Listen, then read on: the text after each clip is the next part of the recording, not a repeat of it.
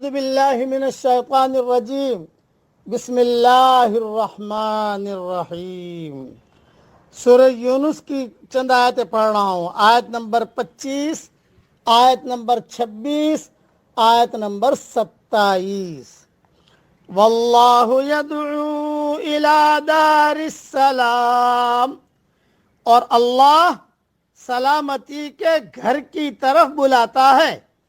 وَيَهْدِي مَن يَشَاءُ إِلَى صِرَاطٍ مُسْتَقِيمٍ، اور وہ جس کو چاہتا ہے سیدھا راستہ دکھا دیتا ہے۔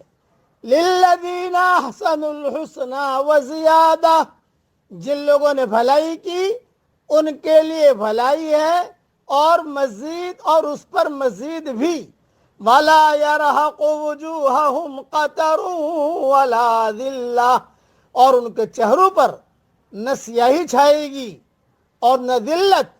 اولئک اصحاب الجنت ہم فیہا خالدون، یہی جنت والے لوگ ہیں، وہ اس میں ہمیشہ رہیں گے۔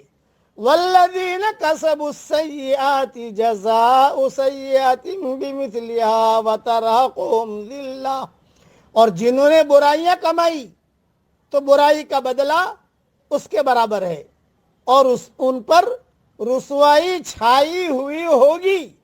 ما لہم من اللہ من عاصم، کوئی ان کو اللہ سے بچانے والا نہ ہوگا۔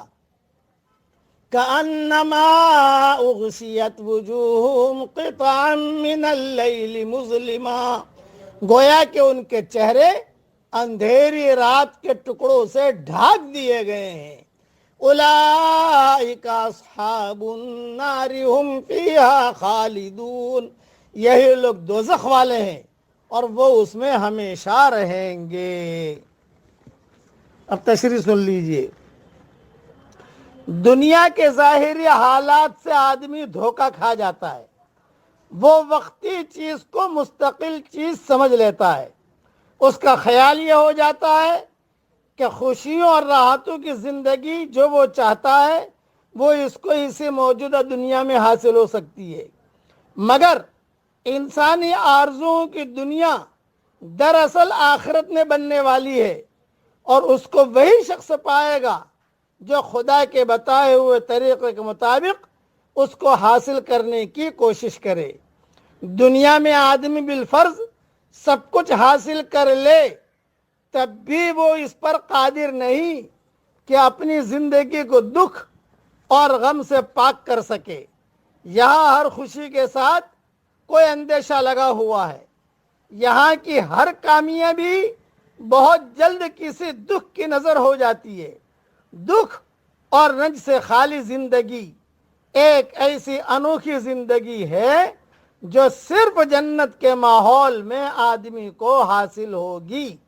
جو لوگ اس راز کو پالیں وہی وہ لوگ ہیں جو جنت کا راستہ اختیار کریں گے اور بالآخر خدا کی ابدی جنتوں میں پہنچیں گے۔ راحت اور خوشی کی زندگی جو انسان کو بے حد مرغوب ہے، وہ خدا کے وفادار بندوں کو کامل طور پر جنت میں ملے گی، مگر راحت اور خوشی کا ایک اور درجہ ہے جو معروف راحتوں اور خوشیوں سے بہت بلند ہے۔ یہ مالک کائنات کا دیدار ہے جو اہل جنت کو خصوصی طور پر حاصل ہوگا۔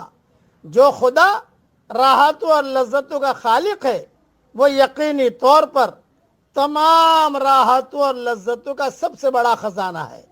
حدیث شریف میں آیا ہے، جب جنت والے جنت میں اور دوزخ والے دوزخ میں داخل ہو چکے ہوں گے تو ایک پکارنے والا پکارے گا، اے جنت والو، تمہارے لیے خدا کا ایک وعدہ باقی ہے جس کو اب وہ پورا کرنا چاہتا ہے۔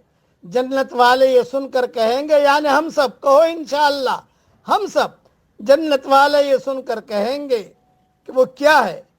کیا ہمارے پلڑے بھاری نہیں کر دیے گئے؟ کیا ہمارے چہروں کو روشن نہیں کر دیا گیا؟ کیا خدا نے ہمیں جنت میں نہیں داخل کر دیا؟ اور کیا اللہ نے ہم کو آگ سے نہیں بچا لیا؟ اس کے بعد ان کے اوپر سے حجاب اٹھا لیا جائے گا اور ہم سب اپنے رب کو دیکھنے لگیں گے، سارے وہ اپنے رب کو دیکھنے لگیں گے۔ پس خدا کی قسم کوئی نعمت جو خدا نے انہیں دی ہے وہ ان کے لیے خدا کو دیکھنے سے زیادہ محبوب نہ ہوگی اور نہ اس سے زیادہ ان کی آنکھوں کو ٹھنڈی کرنے والی ہوگی۔ یہ روایت تفسیر ابن کثیر میں ہے۔ آدمی کے لیے اس سے زیادہ سخت حالت اور کوئی نہیں کہ وہ ایک ایسی بے بسی سے دوچار ہو جو ابدی ہے، وہ اپنے آپ کو ایک ایسی ناکامی میں پڑا ہوا پائے جو دوبارہ کامیابی میں تبدیل نہیں ہو سکتی۔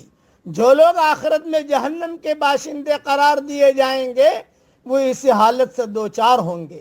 ان کے چہرے شدید مایوسی کی وجہ سے ایسے کالے ہو جائیں گے گویا کہ وہ تہبتے اندھیروں میں ڈوب گئے ہیں۔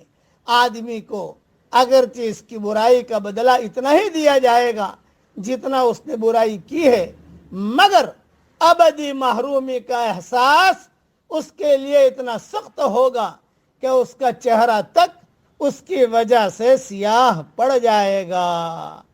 اب پڑھ لیجئے میرے ساتھ، یا سلام ادخلنا دارک دار السلام، اے اللہ ہمیں تیری بڑی بڑی جنتوں میں داخل فرما، آمین۔